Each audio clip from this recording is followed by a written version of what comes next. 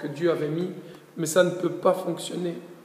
Parce que nous-mêmes, en tant que sacrificateurs, oui, il faut amener les gens du peuple à l'Éternel, mais nous avons nous-mêmes nos limites. Et nous devons les reconnaître et en être conscients et nous arrêter là où nous devons nous arrêter pour les remettre entre les mains du souverain sacrificateur, selon l'ordre de Melchizedek aujourd'hui, Yeshua Mashiach, qui est le seul qui est capable de les amener, juste de les représenter jusque devant le Père dans le lieu très saint, là où il est assis actuellement dans les cieux. Et Paul voit ce concept d'un corps bien organisé, bien uni, pour arriver à bon port, pour que les plans de Dieu s'accomplissent et se réalisent. Et je voudrais lire à ce sujet 1 Corinthiens 12.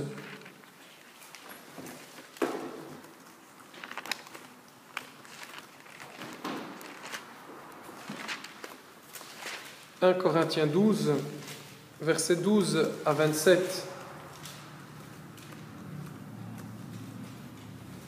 1 Corinthiens 12, versets 12 à 27. En effet, comme le corps est un, tout en ayant plusieurs membres, et comme tous les membres du corps, malgré leur nombre, ne sont qu'un seul corps, ainsi en est-il du Mashiach. C'est dans un seul esprit que nous tous, pour être un seul corps, avons été baptisés, soit juifs, soit grecs, soit esclaves, soit libres, et nous avons tous été abreuvés d'un seul esprit. Et c'est justement ce seul esprit qui est censé faire l'unité de tout le corps.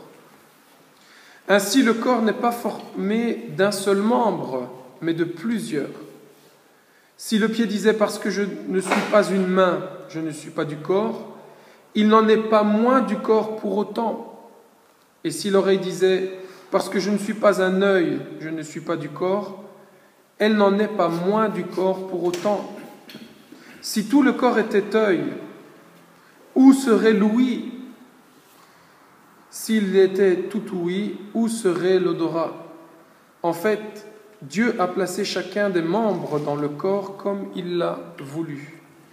Si tous étaient un seul membre, où serait le corps?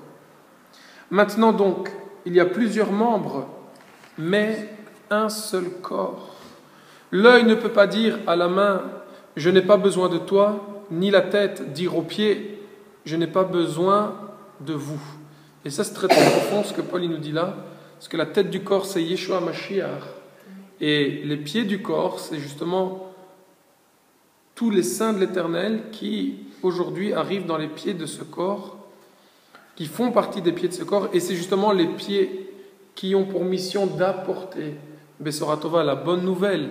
C'est les pieds, oh qu'ils sont beaux, les pieds sur les montagnes qui apportent le salut, qui proclament la paix, et ainsi de suite.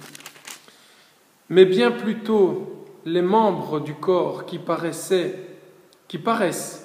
être les plus faibles sont nécessaires. Et ceux que nous estimons être les moins honorables du corps, nous les entourons d'un plus grand honneur. Ainsi, nos membres les moins décents sont traités avec le plus de décence, tandis que ceux qui sont décents n'en ont pas besoin. Dieu a disposé le corps de manière à donner plus d'honneur à ceux qui en manquaient, afin qu'il n'y ait pas de division dans le corps, mais que les membres aient également soin les uns des autres. Et si un membre souffre, tous les membres souffrent avec lui. Si un membre est honoré, tous les membres se réjouissent avec lui. Vous êtes le corps du Mashiach, et vous êtes ses membres, chacun pour sa part. Et Paul a vraiment compris ce concept que Dieu va organiser dès le moment où il va faire sortir son peuple du désert. Et aujourd'hui aussi une pensée qui me traverse, c'est que parfois, aujourd'hui, on cherche vraiment quelque chose de nouveau. On cherche un réveil, sous quelque forme qu'il soit. On cherche vraiment quelque chose de nouveau, quelque chose de neuf. Eh bien, il faut savoir que Dieu a déjà commencé à organiser son corps dans nombre. Et c'est là où l'organisation du camp, où l'organisation du corps trouve son départ, son fondement. Et aujourd'hui, parfois, on a tendance à chercher des nouvelles doctrines, des nouvelles théologies, quelque chose qui nous transforme, qui nous fait du bien, quelque chose qu'on n'a jamais entendu, quelque chose d'exclusif. Je pense que c'est une erreur. Parce que il ne faut pas chercher quelque chose de nouveau. Ce que nous devons chercher plutôt, c'est de s'inscrire pleinement dans ce que Dieu a formé et a organisé depuis qu'il a appelé notre père Abraham. Il ne s'agit pas aujourd'hui de